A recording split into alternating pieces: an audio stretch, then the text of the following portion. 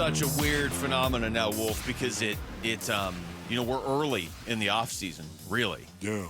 But with the draft coming up next week and the expectation that the Suns are going to trade Kevin Durant this week, it feels like we're deep into this. Like, it feels like, man, it's Thursday. Like, what a saga this has been. It's June 19th. I mean, they don't have to trade him until they don't ever have to trade him. Please don't say that. We have a push point coming up here. We do. I we agree have with a you on push that. point. It's the NBA draft. It is a push point. What do you think? General managers out there, they're going to just blow right by the NBA draft without making a deal? I hope not. I hope this is not the case. Wolf, honestly. This is Wolf's way of saying he'll be off next Thursday if there's not a trade by next Wednesday. Why couldn't I have lost my voice next week at some point in time and travel amongst the Amish and suddenly lose your voice? Command and Control, is this the first time you've ever heard a host ask to lose his voice because he's so fed up with the story? Yeah, it's just, my goodness. No. Kevin Durant really? And trading Kevin Durant and the possibilities that are out there right now, the speculation. I understand speculation is so important in our business. It's every day for how long now? Honestly. That's what I'm saying. It feels like it's been like 2 years. It's been only really a couple weeks, really. I mean, but where it's been like this specific feeling of like it's going to happen. It could happen any minute, and it could. It could happen before the end of this segment. He could get traded. I mean, it is supposed to happen this week. Yes. We're going to play a game here. First of all, I want to know, Rick, did you say there are other hosts that ask to lose their voice on the air, or is this just Wolf? No, I meant to say no. I've never heard it before. Yeah. Okay. Good. So that's what I meant to say. All right. All right. Nice clarification. Wolf, I'm going to throw this at you, okay? There's 4 teams here. So they did this on First Things First yesterday. They looked at what trades would look like to 4 teams that aren't on all these lists. Not Miami, not Houston, not San Antonio, not the Knicks, not the T-Wolves. Okay? Who are the 4 teams? So I'm gonna throw the 4 teams at you. You're gonna pick which one you want, and then I'll fire off what the trade would sound like. Okay. Okay. A little game here. Yeah. Okay. So you can have the Magic, the Nuggets, the Clippers, or the Sixers. Give me the Nuggets. Okay, I thought you were going to ask for a team that wasn't on there and just break the game. All right. Give me the Nuggets. So here's what a trade could look like with the Denver Nuggets, according to First Things First yesterday. Denver gets KD. The Suns get Michael Porter Jr. in his huge contract. Peyton Watson, Strother, Hunter Tyson, and a 2031 first-round pick. Durant in Denver. If I'm Phoenix, I'm trying to get more, but I like this. Of all the picks, the trades we've seen so far, this is the best one. At least I get an MPJ. Peyton Watson's valuable. Strother's got some talent. Like, that's better than the other 2. All right. We haven't played the other ones Michael Porter Jr. I didn't school you. We'd be playing that a lot. I don't know about that, man. Your initial reaction to that one, Wolf, because I don't love it. I don't love it, but I don't hate it either. Watson and Strother, I mean, yeah, there's some value there. Michael Porter Jr., I mean, it feels like he misses a ton of games too, doesn't he? I feel like he's almost. Does he? I know he misses games, a but lot better than he is. Yeah. I guess he has played more the last 2 years than I really thought. He missed 73 games in 2022, but last year he only missed 5 games, and the year before he only missed 1. Wow, okay. So he has been playing a lot more. Okay. Michael Porter Jr. Feels like he's always questionable. The year before, though, he missed 20 games. Like I said, the year before he missed 73. So he is an injury risk, I guess, and a guy that is on a max deal, if I remember right. So that doesn't really help you money-wise. Yeah. All right, that was the Denver one. Yeah. I'm going to mark that one. I'm that going to was say the Denver one. I just kind of feel like that's trying to reload once again. Yeah. Don't you think? Yeah, there's Doesn't it feel that way? Yeah. I mean, if you're going to reload, I got to get multiple players that are combined better than Kevin Durant. Yes. All right. You want the Magic, the Clippers, or the Sixers? Give me the Sixers, please. This one I know. This one I know. Okay, here we go. Kevin Durant to Philadelphia. Feels like this was talked about years ago. Now the Suns getting Paul George and 3 future firsts. Like it? Well, I do want. He didn't make it clear. I mean, Philly has the third pick of this year's draft. So that is whether it's Ace Bailey or Edgecombe or whomever. That's a highly valuable asset. you would be including stuff just to get them to take Paul George's contract, which is underwater. But they also, I think Ishbia doesn't care if the contract's underwater. They're like, hey, that guy could be. And Paul George, the Paul George that the Sixers thought they were signing would fit well next to Devin Booker.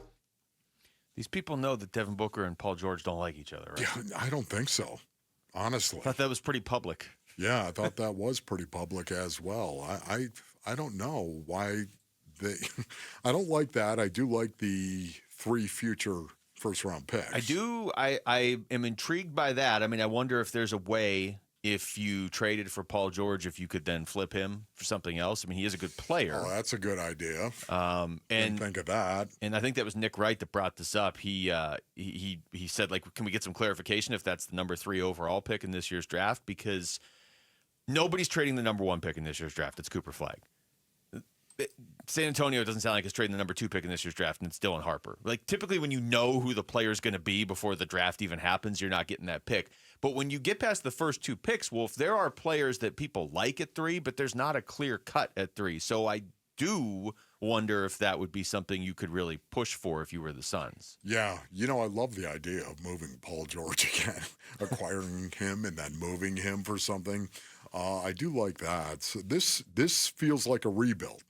The other one, a reload, the Denver. Yeah. This feels like a rebuild, and I kind of like that. If you could move Paul George, I don't know if there's some weird like new rule, like some other apron, the 3rd apron or the chef's apron, or I don't know. Like, but if you could give me 3 first-round picks and one of them was the number 3 pick in the draft on Wednesday coming up. Yeah. All right, that's now we're talking.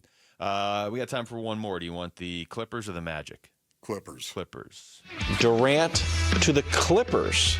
The Suns getting Norman Powell, Norman Powell can play. People were crying a river that he didn't get that all-star. Bogdanovich, which Bogdanovich is good. Contractually, he has to be traded every 2 years. Drew Eubanks, the 30th pick, and 2031 first-round pick. Another one I don't hate for Phoenix. I don't like that one as much. I like Norman Powell. I love Norman Powell. Yeah. I do. I like Norman Powell. Bogdanovich, not so much. You have to be linked to a Bogdanovich every year if you're the Suns. Yeah, can you move Bogdanovich? Could you pull one of your Paul George the moves second right you there? get Can you? Bogdanovich, he'll be don't linked know. to other teams. I do like getting some draft capital once again. Norman Powell, I do like him a lot. I don't love the draft capital there though. That's the 30th pick. Like, True. Okay, cool. And then you do get another first rounder, Wolf, in 6 years. Yeah. So that'll really help us out. Yeah. Also, Norman Powell is 32. Yeah. It's another one of these. Really 30? Yeah, I thought that's he was crazy. Like 30. I thought he was like Man. 28. 32. You do get Drew Eubanks back though. We know he can take a punch from Isaiah Stewart. That's true. So maybe it's worth it just for that. Yeah. I didn't love any of those. Square the jaw, Drew. Literally. You know what? We have time to play the Magic one. Okay, Wolfie, good. for whatever Let's reason, do it. kept blocking out the Magic one, but here it is. Bear in mind, the Magic just traded everything they own for Desmond Bane, so I don't even know what they can offer. First one, the Magic get Kevin Durant. The Suns get Jonathan Isaac, Anthony Black, Chet Howard, 25th overall pick. That's like He just pulled the report on Goga Batati. Yeah. Go ahead. In any event, bro, what are you doing? You're making memes out here. What are you doing? If that's the trade, sign a brother up. I mean, really? What was the trade? I missed it. All I heard is Jonathan Isaac, and Jonathan Isaac, he misses so many games, but when he does play, he is an incredible defensive player. Yeah, that's great. We that's- don't need any more when he does play. But he's so good on defense. It's still He's so when he good. does play. That's great. I understand this. How many guys I saw base earnings who were ballers? How many guys that were so talented, they were so good offensively, of course, defensively, great football players. Just one problem: not available. Yeah, this team already has. He played 71 games this past year. Maybe he's turning a corner in his health. Man. For Kevin Durant, though, I don't know. I like some of those other I ones like better. the energy and defense, though. I love the energy and defense again. Listen, that's the type of human being you want to bring in here, but is he going to be available where he can show the energy and the defense? I maintain, though, we're all on board that you want the energy and defense guys. I maintain I do. that you can draft them. You could draft one next Wednesday with the 29th pick if you draft well. They basically did that with Ryan Dunn. And I maintain that those are guys you could add in free agency once once you have some actual like roster flexibility. I'm not trading Kevin Durant for guys I can get elsewhere. Know what's really interesting too? There are a lot of guys that I'm talking to in regard to the NBA who are talking about this new idea of taking a team like the Indiana Pacers, where you don't have a ton of talent. You don't have a ton of talent, but what you have is a bunch of great defenders, guys that are athletes, guys who run the floor. Would you say they run with the tempo and up tempo? They get a lot of points off the break. It's what they do. That's who they are. Yeah. Play defense, score off of your defense. That's interesting. But the one thing, in addition to that, the Pacers have done really well. Traded for Pascal Siakam, traded for Tyrese Halliburton. Yeah. You do have to have a couple guys like that. There's no doubt. That aren't like elite, but No that doubt. can lead the way. But again, I'm talking generally, overall. It's who they are. It's Yeah. how they win. Copycat league. Thanks for watching Wolf and Luke. Tap to see more and click the button in the middle to subscribe to Arizona Sports.